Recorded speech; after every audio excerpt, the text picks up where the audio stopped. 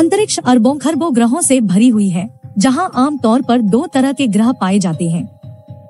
कुछ ग्रह ऐसे होते हैं जो किसी तारे के चारों ओर चक्कर लगाते हैं, बिल्कुल हमारे सौर मंडल में मौजूद सभी ग्रहों की तरह जो सूर्य की परिक्रमा करते हैं।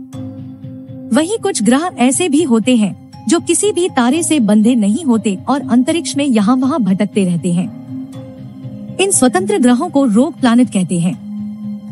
साइंटिस्ट के अनुसार ये प्लैनेट अपने जीवन के शुरुआती दौर में किसी तारे के आसपास पैदा हुए थे, हमारे सोलर सिस्टम के जैसे, फिर बाद में उनके मूल तारों ने उन्हें त्याग दिया, जिसके बाद से वे ब्रह्मांड में अकेले ही घूम रहे हैं। माना जाता है कि इन ग्रहों की तादाद खरबों में है, जो तारों की परिक्रमा करने वाले प्लैनेट से बहुत अधिक है।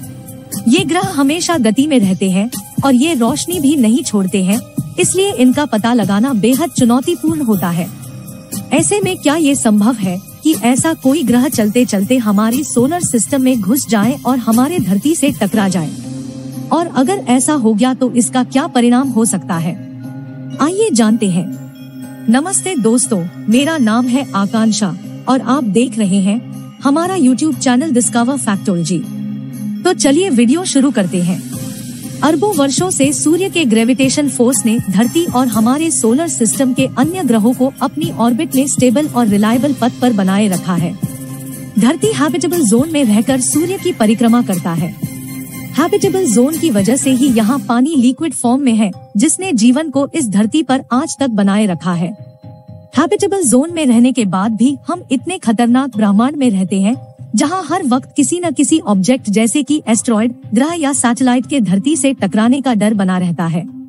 ऐसे में ये बिल्कुल मुमकिन है कि कोई रोग प्लैनेट घूमता हुआ हमारी सोलर सिस्टम में इंटर कर जाए और धरती से टकरा जाए। और अगर ऐसा हुआ तो ये कितना बड़ा खतरा बन सकता, ये अभी भी हमारे सोच से परे है, क्योंकि रोग प्लैनेट का साइज हमारी धरती से लगभग सेम या बड़ा ही होता है। ऐसे में इतने बड़े ऑब्जेक्ट से टकराना या तो जबरदस्त तबाही मचा सकता है या फिर धरती का सर्वनाश कर सकता है। इनफैक्ट वैज्ञानिकों ने धरती से केवल 20 लाइट ईयर दूर एक रोग प्लैनेट को खोजा है, जिसका नाम है सिम्ब J01365663+093347।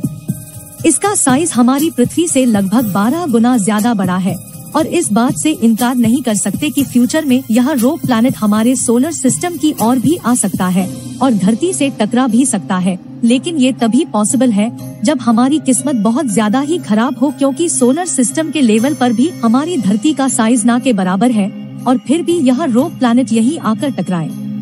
इसकी प्रोबेबिलिटी भी लगभग न के बराबर ही है। लेकिन अगर ये इनर सोलर सिस्टम से भी गुजर जाए तो इतने बड़े साइज का ऑब्जेक्ट काफी उथल पुथल मचा सकता है। सबसे पहले तो यह सारे प्लैनेट के ऑर्बिट को इफेक्ट करेगा और फिर या तो सूरज के काफी करीब चला जाएगा या फिर ग्रेविटेशन स्लिंगशॉट के कारण उससे काफी दूर चला जाएगा। दोनों ही कंडीशन में हमारी धरती पर जीवन नामुमकिन सा हो जाएगा।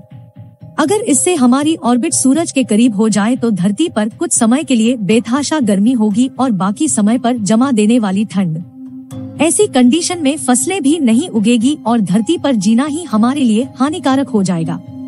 दूसरी ओर अगर हमारी ऑर्बिट हैबिटेबल जोन से बाहर चली गई तो धरती का सारा पानी बर्फ बन जाएगा और हम भी जम जाएंगे। ऐसे कंडीशन में हम सिर्फ तभी जिंदा रह पाएंगे अगर हम समुद्र के बहुत अंदर रहना सीख ले, जो कि बिल्कुल पॉसिबल नहीं है। तो दुआ कीजिए कि धरती के साथ ऐसा कुछ न हो और मानव प्रजाति इस तबाही से हमेशा बचा रहे। फिलहाल के लिए बस इतना ही। अगर आपको यह वीडियो पसंद आया हो तो इसे लाइक कीजिए और अपने दोस्तों के साथ शेयर कीजिए। और अगर आपने अभी तक हमारे चैनल को सब्सक्राइब नहीं किया है तो सब्सक्राइब बटन पर क्लिक करना ना भूलें। मिलते हैं अगली वीडियो में, तब तक के लिए धन्यवाद और नमस्कार।